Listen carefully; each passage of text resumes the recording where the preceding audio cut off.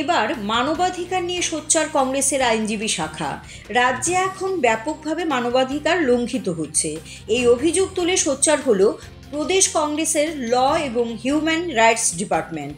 তাদের পক্ষ থেকে সোমবার ত্রিপুরা মানবাধিকার কমিশনের চেয়ারম্যানের নিকট ডেপুটেশন দেওয়া হয়। সম্প্রতি ঘটে যাওয়া 10-12টি মানবাধিকার লঙ্ঘনের ঘটনা তুলে ধরেন তারা।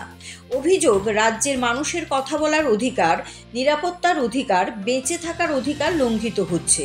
এগুলো মানবাধিকার লঙ্ঘনের শামিল।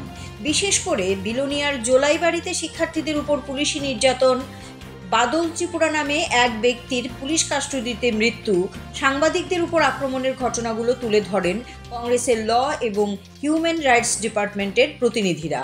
রাজ্য মানবাধিকার কমিশন এখন কী পদক্ষেপ নেয় তার উপর নির্ভর করে পরবর্তী কর্মসূচি গ্রহণ করবেন বলে জানান তারা।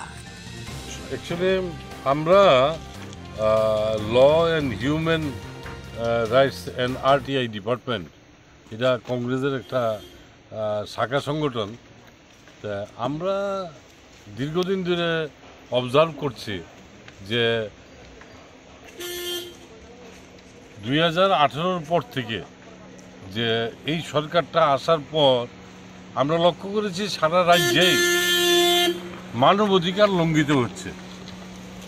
রিসেন্টলি আমরা দেখলাম সারা রাজ্যে এটা ব্যাপকভাবে আরম্ভ হয়েছে। মানুষের কথা বলার অধিকার, মানুষের বেঁচে থাকার অধিকার, মানুষের নিরাপত্তার অধিকার সবই লঙ্ঘিত হয়েছে। তা রিসেন্ট যে ঘটনাগুলি ঘটেছে, আমি দেখলাম জোলাইবাড়িতে একটা স্কুলে শিক্ষকের বদলির প্রতিবাদে ছাত্ররা যখন আন্দোলন করছিল, সেখানে ছাত্রছাত্রীদের উপরে ব্যাপকভাবে নির্মমভাবে পুলিশি অত্যাচার হয়েছে, এদেরকে মারধর করেছে।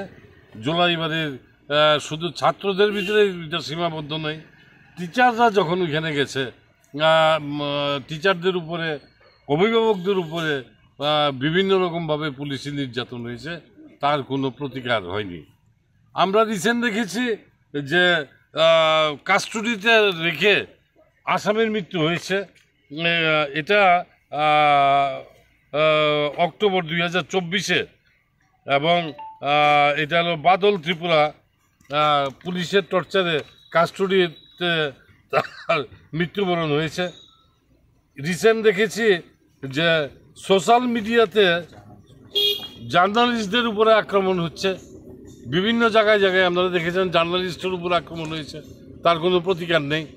এবং রিসেন্টলি সোশ্যাল অ্যাক্টিভিস্ট শ্রীমতী মাধবী বিশ্বাস তার বাস্তব সত্যগুলি যখন সোশ্যাল মিডিয়াতে তুলে ধরেছে, তাকেও অ্যারেস্ট করা হয়েছে। অ্যারেস্ট করে তাকে 3 দিনের পুলিশ রিমান্ড নিয়েছে, এবং তার যে সত্য কথা বলার অধিকার সেটাকেও হরণ করা হচ্ছে। মাধবী বিশ্বাস আমরা যে দেখলাম যে বিভিন্ন জায়গায় বিভিন্ন রকমভাবে এরা বলেছে, এটা কি বলেছে, এটা সরকারের বিরুদ্ধে তার একটা সমালোচনা। তাহলে সমালোচনা করার অধিকার যদি মানুষের খর্ব হয়ে থাকে, আমরা এটা মনে করি মানবাধিকার লঙ্ঘনের শামিল। এরকমভাবে আমরা 10টা-11টা ইনসিডেন্ট তুলে ধরে আমরা আজকে হিউম্যান রাইটস কমিশনের অনারেবল চেয়ারম্যানের কাছে আমরা আজকে ডেপুটেশন দেব, এবং আমরা মনে করি যে